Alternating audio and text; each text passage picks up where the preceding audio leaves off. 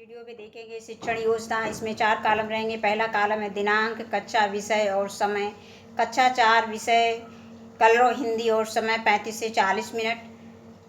पहली हेडिंग इसमें learning outcome. बच्चे कहानियाँ सुनाते हैं और दूसरों के द्वारा सुनाई गई कहानी को सुनकर अपनी प्रतिक्रिया व्यक्त करते हैं। सुनी हुई कहानी को अपनी भाषा में लिखते हैं। इसमें दूसरी हेडिंग है प्रकरण नन्ही राजकुमारी और चंद्रमा। ये पाठ का नाम है जो पाठ हमें पढ़ाना है क्लास में।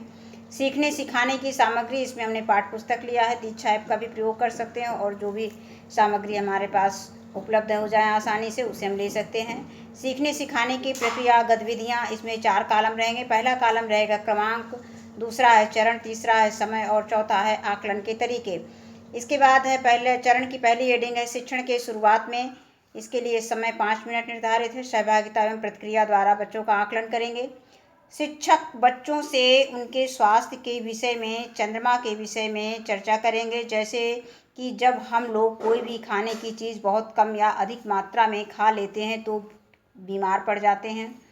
इसके बारे में हम कुछ प्रश्न बच्चों से करेंगे। बीमार होने के बाद हम लोग कहाँ जाते हैं, डॉक्टर हमें क्या खाने के लिए देते हैं, चंद्रमा के विषय में हम क्या जानते हैं, चंद्रमा पृथ्वी से कितनी दूर स्थित है।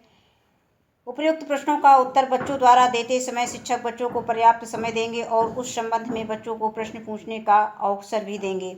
इसके बाद अगली हेडिंग आती है चरण की दूसरी हेडिंग है शिक्षण के मध्य में। शिक्षक बच्चों को, इसके लिए समय निर्धारित है 20 से 25 मिनट और सहभागिता द्वारा हम पाठ का बच्चों का आकलन करेंगे। शिक्षक बच्चों को अपनी पाठ्य पुस्तक में पेज संख्या 54 पाठ 10 नन्ही राजकुमारी और चंद्रमा नामक पाठ खोलने को कहते हैं। इसके बाद आगे इसी के देखेंगे।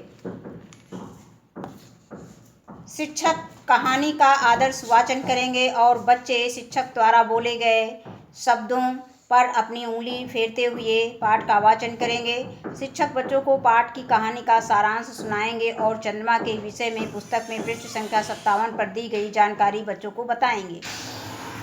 इसके बाद समूह कार्य। शिक्षक दो बच्चों का समूह बनाकर उन्हें यू आकार में बैठाकर बच्चों को समूह में कहानी के विषय में बातचीत करने को कहेंगे।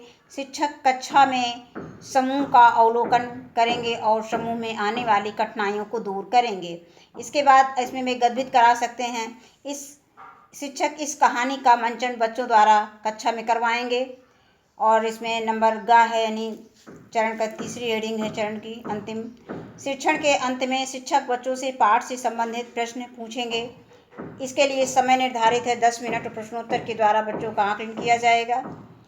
प्रश्न इसमें है राजकुमारी किस कारण से बीमार हो गई, विदूषक क्या पहने हुए था, राजकुमारी की बीमारी कैसे ठीक हुई, राजकुमारी के ठीक होने के बाद राजा क्यों चिंतित था।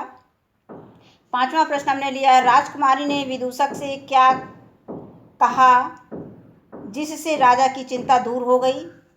और 6वां प्रश्न है राजा ने राजकुमारी के लिए चंद्रमा लाने के लिए किन किन लोगों को दरबार में बुलाया।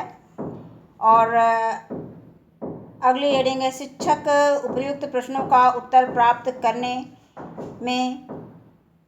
में कक्षा के सभी बच्चों का सहयोग लेंगे। आगे इसके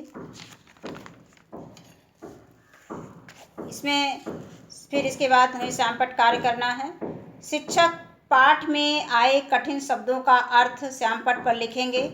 शब्द अर्थ इसमें जो कठिन शब्द रहेंगे, जैसे हुक्म का आदेश है, लबादा होता है भारी और लंबा पहनावा, और विदूषक है अपने हाव भाव द्वारा किसी की नकल करके हंसाने वाला व्यक्ति विदूषक कहलाता है।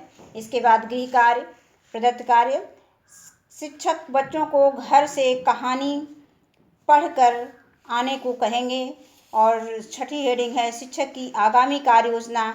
कक्षा शिक्षण व आकलन के दौरान आई परेशानियों को ध्यान में रखकर शिक्षक आगामी शिक्षण योजना का निर्माण करेंगे। धन्यवाद।